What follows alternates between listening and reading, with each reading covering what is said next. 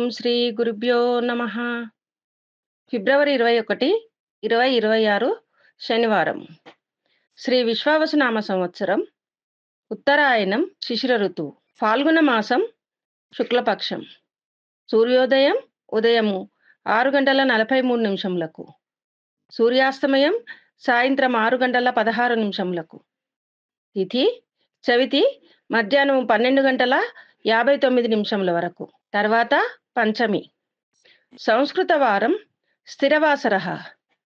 నక్షత్రం రేవతి నక్షత్రము రాత్రి 7:07 వరకు. తర్వాత అశ్విని నక్షత్రము.